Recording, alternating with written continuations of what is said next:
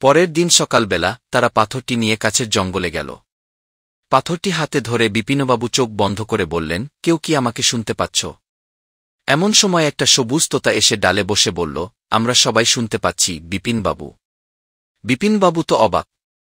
মৃণালের চোখে বিস্ময়ের ঝিলিক। তোতা বলল, তোমরা যে পনির গাছ থেকে পনির এনেছিলে সেটা জঙ্গলের এক মহামূল্য সম্পদ।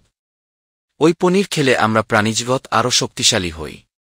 তুমি আমাদের বন্ধু, তাই আমরা তোমাকে সাহায্য করব।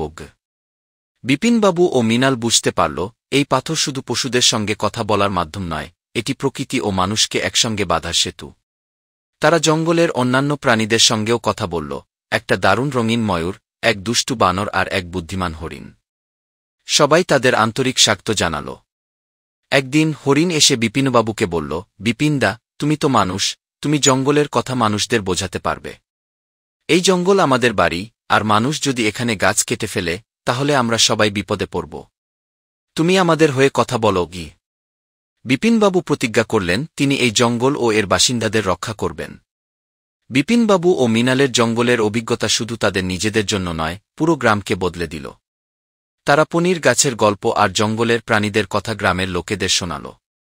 সবাই মিলে ঠিক করল তারা জঙ্গলের রক্ষণাবেক্ষণের দায়িত্ব নেবে। ইঁদুর সর্দারও মাঝে মাঝে গ্রামে এসে বিপিনবাবুকে নতুন নতুন উপহার দিতে লাগল। আর সেই জাদুকরি পাথর, তা বিপিনবাবুর জীবনের অমূল্য সম্পদ হয়ে উঠল। শেষ রাতে মৃণাল বলল, বিপিন কাকা, আমাদের এই জঙ্গল অভিযানের গল্প একদিন সবাই জানবে। তুমি দেখো, আমাদের এই কাজ একদিন ইতিহাস হয়ে উঠবে গি। বিপিনবাবু হাসলেন আর বললেন, গল্প যত জাদুকরি হোক, তার আসল জাদু হল মানুষের ভালোবাসা আর প্রকৃতির সঙ্গে বন্ধুত্ব। সেই বন্ধুত্বই আমাদের সব জয় এনে দেবে গি। আকাশের চাঁদটা ঠিক তখনই ঝলমলে আলো দিয়ে তাদের আশীর্বাদ করল। আর গ্রামটা ঘুমিয়ে পড়ল এক সুরম্য, শান্ত রাতের আলিঙ্গনে।